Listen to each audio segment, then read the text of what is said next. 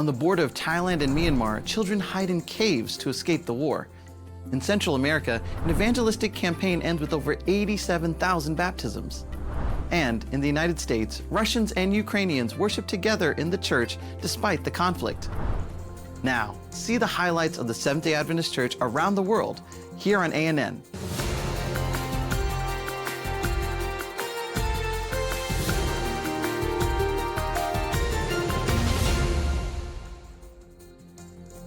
On the border between Thailand and Myanmar, war is no longer a headline, but it's still very real. Children go to school under the threat of airstrikes. And when danger comes, they don't hide in shelters, but inside a cold, dark cave. A humanitarian mission crossed rivers and jungles to get there. What they found was a harsh, dangerous reality and a powerful example of solidarity. Deep in the forest, surrounded by rivers and mountains, the path leads to a terrifying reality.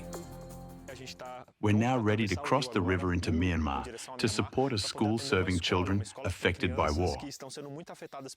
Many have fled into the bush to stay safe. They're short on food, supplies, and basic facilities. The girls' dorm is falling apart. We're going to help fix it. This cave is the only shelter when sirens go off or the sky darkens with the sound of aircraft. It's where dozens of children take refuge when war arrives. Classes stop. The children hide here. When the boys and girls hear or see signs of bombing, they have to find a safe place fast. The girls run to this cave and stay hidden. The large rocks at the entrance help protect them from debris. The boys head for the river and lie low among the trees. As you can see, they've learned to survive in constant danger. Here, they draw their dreams while waiting for the gunfire to stop, or the fighting to ease. They stay for hours, sometimes days, even weeks. It's the only place they feel safe. The region has lived under tension since Myanmar's military coup in 2021. Rebel troops and government forces fight for control of the border with Thailand. Airstrikes and bombings are frequent.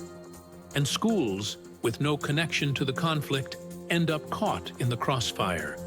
Teachers and students live with daily fear. And learning has become an act of resistance. Just meters from the cave, an Adventist-run school has operated for over 20 years. It serves children from extremely vulnerable communities. These mats and tiny pillows are the only sense of safety and comfort they know, in a reality few would understand. Most of their dreams revolve around having a home, a safe space where they can shield themselves from their current circumstances. We want to help make that dream a reality. While we can't build a house for them, we can assist in creating a better living environment. Our goal is to construct a dormitory in just 2 months. Faced with this situation, 100 missionaries joined in a humanitarian force. In just 4 days of intense action supported by people from around the world, the mission delivered food, basic supplies, music, and hope. All of it in a region marked by pain and conflict. 4 tons of rice were distributed to families and schools. 200 liters of nutritional flour were sent to combat hunger. 80 hygiene kits helped ensure basic health care, where access is nearly non-existent. Over 400 books were delivered, many in the local language. Clothes helped warm families in vulnerable situations. And even the roof of the community church was replaced, bringing safety to those who also seek refuge in faith. The mission also offered musical concerts, health care, home visits, and English classes for children in 4 communities. In the middle of war, solidarity crossed oceans and brought back something that had seemed lost. The missionaries who come here encounter courageous children and teenagers. They are in search of a better life. It's the missionaries' role to open a door, offering them a new opportunity to explore the world. A book and a film sparked a path of discovery for Dave, a man from India. Drawn by the light of truth, he came to the Adventist Church in Vienna, Virginia, in the United States, where he encountered a message that reshaped his understanding of the world. Let's explore his journey from Hinduism to the cross. Dave is an Indian man who disclosed that he's of a Hindu religious tradition. And what Dave told me was that, he'd seen this movie, and he went to this movie because he recognized, I think, Ellen White's name off of one of the books someone had given him randomly someday. What he told me, makes sense from a Hindu background, if you think about it. And again, in the Hindu tradition, light is very important. He said, the same light that I saw resonating from the book that was given to me, I sensed from the preview. And so I went and I saw the movie, and it had that same light. And then Dave kind of leaned into me and said, "Can you explain to me what it is about the Adventist people that have that light that was coming from the book and from the movie?" And so we began to talk where Seventh-day Adventists came from, and how they were different from other Christians, and what things they had in common with other Christians. And Dave's impression, I'll never forget it. His impression was, I know many Christians. I know about some things about the Christian faith, but I've never seen this light resonating from any group like this group.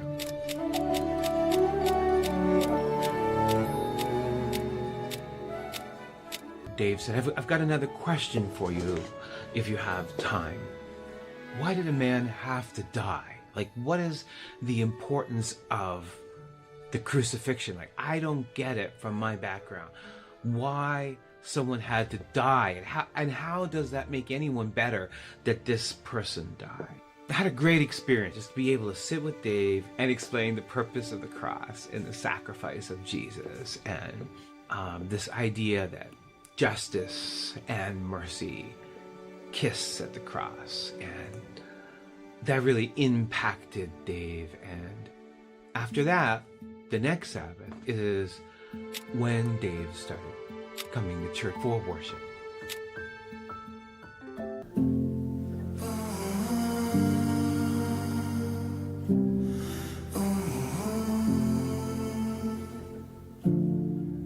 Is because of the movie, Dave cold called the church. It has become a part of our community, if not yet a member. But we can see what Jesus is doing. I would ask you to pray for Dave as he's on a journey. And none of us know where that journey is going.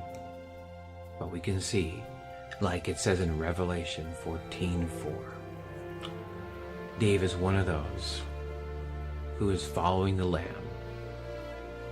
wherever the Lamb goes. So I would invite you to pray that the Lamb would lead Dave to the Vienna Baptistry. We feel love. The love of Jesus. It lifts us up. It carries us forward. And it will guide us home. I was made. The Inter-American region of the Seventh-day Adventist Church concluded its first 4-month evangelism campaign of 2025 with over 87,000 baptisms across its 25 regions, culminating in a grand celebration in Chiapas, Mexico. Hundreds gathered at the Expo Convenciones in Tuxtla Gutierrez, Chiapas, for the end of the campaign themed Hope Inter-American, Heaven Awaits You. Church leaders and members were praised for their dedication to sharing the gospel in their communities. Eli Henry, president of the Adventist Church in Inter-America, described the celebration as a joyful event. He emphasized that the time has come to share the good news of salvation and the fulfillment of Christ's promises. Because today, Saturday, we celebrate in Inter-America, where many are actively sharing the gospel.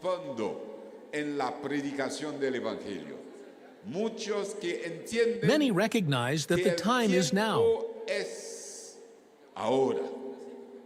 the perfect moment that God has given us to announce the end of all things and to declare that He is coming back.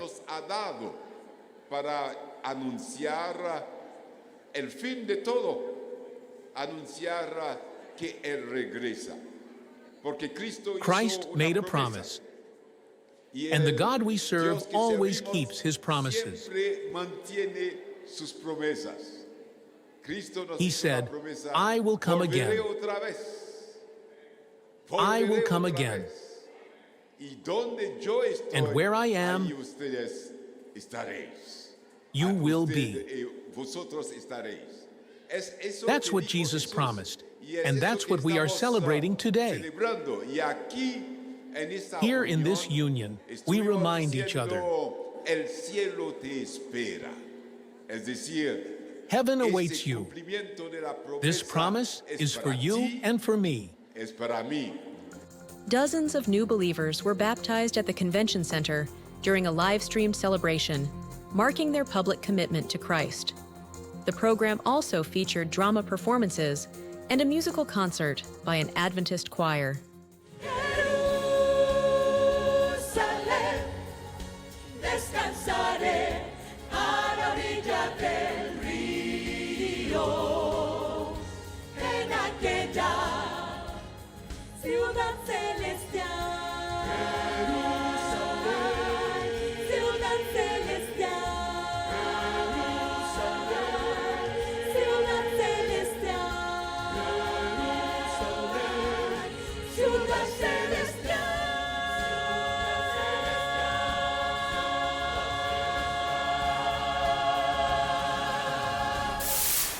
In the midst of a conflict that has lasted more than 3 years and caused deep divisions between Russia and Ukraine, a story of faith and unity emerges in the United States.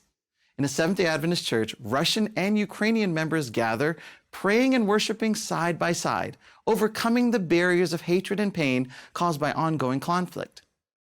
It is faith in Jesus Christ that is the bond of peace in the midst of division. The story begins in a small Seventh-day Adventist church in Cleveland, Ohio, where Russian and Ukrainian members come together in unity.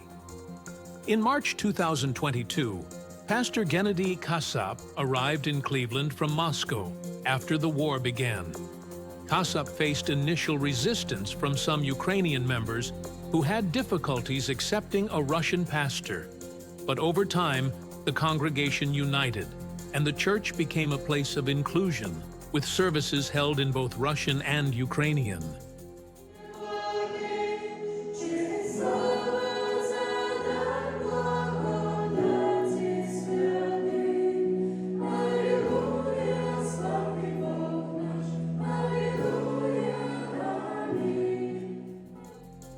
The church has grown, adding members from diverse backgrounds.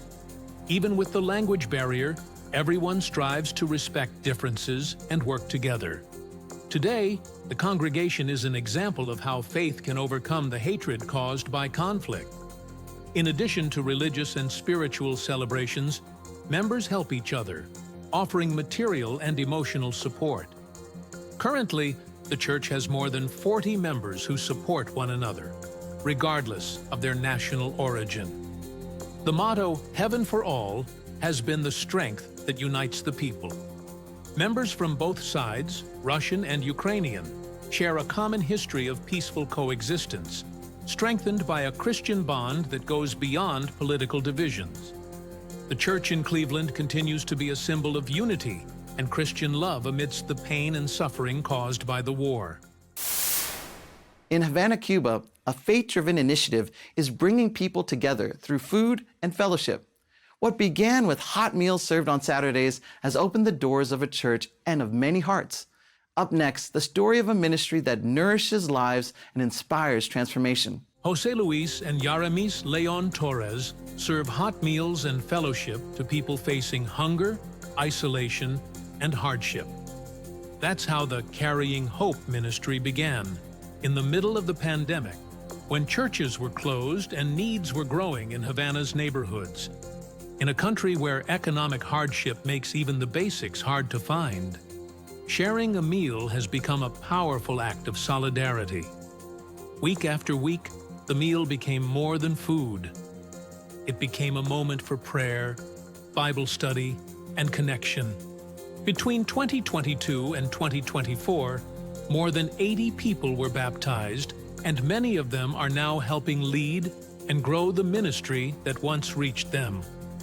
With donations and church support, the couple continues serving up to 45 meals every Sabbath. Every week, they stay committed, cooking, serving, and showing up, person to person, prayer by prayer. In St. Louis, Missouri, thousands of people waited in line for something increasingly rare: free, complete medical care. Led by Adventist volunteers, a convention center was transformed into a fully functioning medical center, offering care that went far beyond exams and diagnostics.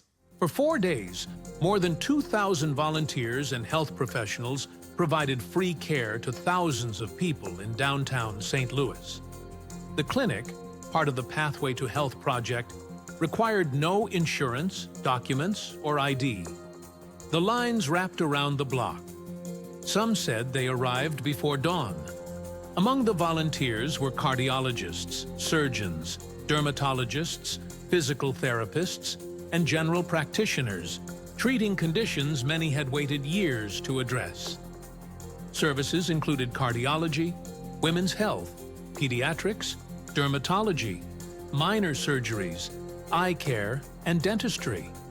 In some cases, patients underwent procedures and walked out with new prescription glasses, regaining not only their sight, but also their independence. Beyond clinical care, volunteers offered therapeutic massages and haircuts, small gestures that restored dignity and self-esteem. Clothes and shoes were also distributed, essentials for those who often arrived with nothing more than what they were wearing. Many gave up a day's wages just to be seen, a chance they couldn't afford to miss. One volunteer, who's been part of the clinic since 2009, keeps coming back. For her, service is the greatest reward. So one of my favorite parts about Pathway to Health is the opportunity to pray with patients. You never know what they need and how God can touch them when you pray with them. And so I just prayed with a family. He had it was a dad, and he had a daughter and a son. And after I prayed for them, he said, "Can I pray for you and for the people who are working here?" And he just now gave the most beautiful prayer. He just prayed for God's hands to be on all of us, and that we would be blessed because we are blessing them, and that the community that we're serving really needed this. And so he asked for God to really bless us abundantly because we're here serving them. And that really touched my heart. 2 men, one aged 34 and the other 50, had their very first eye exams at the clinic. They left emotional, waiting to receive their first ever pair of glasses through a local church. For one woman, the experience marked a turning point. She said her life now feels divided into before and after the clinic. I went to medical. I went to internal medicine first, right? Got a chance to see that doctor for free. I think I must have got about $20,000 worth of work done, absolutely no cost, because I don't have health insurance, family. So therefore, this is a miracle for me. And for those who came, the impact is clear. This wasn't just a medical outreach. It was an act of faith, compassion, and hope. But the care doesn't end here. Local Adventist churches will now become community health centers, offering free wellness classes, natural cooking, and chronic disease prevention. This initiative also sets the tone for the upcoming 62nd General Conference session of the Seventh-day Adventist Church, happening from July 3rd to 12th, also in St. Louis. The global gathering brings leaders and members together to make spiritual and administrative decisions. But before the meetings begin, the message is already clear. The church came first to serve. With a packed stadium in the heart of American baseball, Pastor Alex Bryant, president of the administrative headquarters of the Adventist Church in North America, threw the first pitch at a Cardinals game in St. Louis, a symbolic play that highlighted the church in front of thousands of fans. So we're here at Busch Stadium, the home of the St. Louis Cardinals baseball team. We're just a couple blocks down from where the General Conference session is being held, and today, Elder Alex Bryant, president of the Adventist Church in North America, is going to throw the first pitch at the St. Louis Cardinals baseball game. Let's get a few of his thoughts before that. Well, I grew up in St. Louis, and when I was growing up, they had a program, the St. Louis Cardinals, for children, students, especially in underprivileged areas, which is one of the places I lived and went to school in. It was called a straight A student program. If you got straight A's, they would give you tickets, and quite a few tickets to go to the game free during the summer. And so it was a great inspiration to come, but also gave me an opportunity to see beyond the world that I was living in and what was possible out there, and really helped motivate me as I came and watched people like Bob Gibson and Kurt Flood and Lou Brock, some of the greats of their day, and say, you know, maybe the Lord has something special for me too. And so it's to be able to come back, and I used to run around this place as a 12-year-old, 13-year-old kid and throw out the first pitch is quite a privilege and an honor. What would you have thought if someone told 12-year-old you that someday you would throw the first pitch here? You're crazy. Yeah, that could never happen.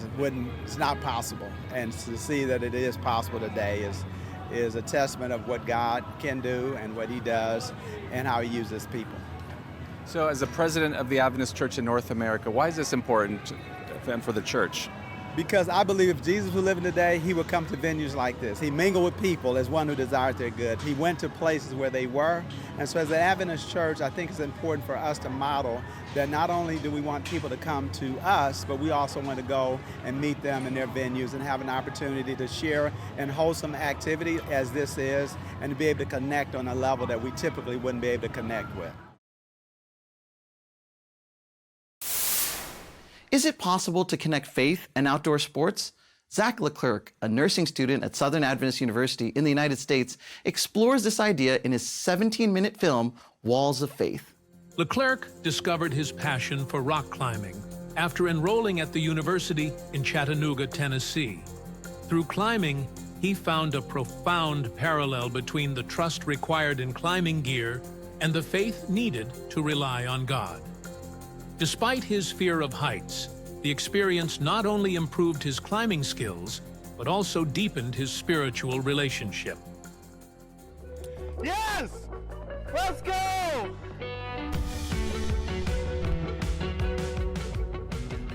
So with climbing, you can't just show up and start climbing and know that you're gonna be caught by the rope. You have to build a relationship with it to build this trust and this faith that you will be caught. And the same applies with a relationship with God. You can't just one day be like, I trust him and I'm just gonna go and know that he's got my back and know that he's there for me. And you know, we have to, in a controlled environment, we have to make a controlled environment to be able to experience him and get to know him and build a relationship with him so we can trust him. And it's the same with climbing. We have to build our own relationship with the gear. We can't watch our friends trust the gear. We have to learn how to trust it ourselves and spend time doing that. So then when we get into a situation where we want to push our physical abilities and see how far we can go and go as high as we can, we have to have that faith and that trust in the gear to be able to make it and to be able to climb hard. In collaboration with filmmaker Calvin Serban, Leclerc shared his journey in Walls of Faith, a film that highlights how outdoor adventures can bring people closer to God. It also reflects on the personal faith essential in both climbing and Christianity. You know, when you're climbing, ultimately we have to have this reassurance just always in the back of our head is I have this awesome, beautiful catch awaiting me. And with that confidence, we can really push ourselves. And it's just like in our lives, if we know that we have a support group behind us that's just waiting there to catch us if we fall, and we have a God that we have a relationship that we know is there just to catch us when we fall, it gives us confidence and it gives us hope and it gives us inspiration and motivation to push ourselves and to step out and almost make these leaps of faith in our life. Submitted to the Connect with the Creator Festival and later the Lookout Wild Film Festival in Chattanooga, the film was one of 60 selected from 300 entries. During a question and answers panel at the event, Leclerc and Serban discussed their inspiration and faith-driven message. Audience members responded enthusiastically, praising the film's spiritual depth and engaging the creators in conversations about their beliefs. A team of 38 volunteers from the South American region of the Seventh-day Adventist Church embarked on a 10-day mission trip to remote Amazonian communities in Brazil. Their goal was to bring hope, care, and support to residents living in hard-to-reach areas. The initiative was led by the Adventist Volunteer Service, part of the administrative office of the Seventh-day Adventist Church, serving 8 countries in South America, in partnership with the Northwest Mission Institute. It was carried out under the Salva Vidas Amazonia project, which gives volunteers the opportunity to live aboard a boat while serving riverside communities. During the mission trip, volunteers lived aboard the Lucero vessel and traveled between the communities of Nova Esperanza and Nova Cana. Throughout their 10-day journey, they engaged in a variety of community and social support activities. These included infrastructure improvements to enhance living conditions, basic healthcare services, seminars focused on women's health, community health fairs, evangelism programs, and spiritual outreach.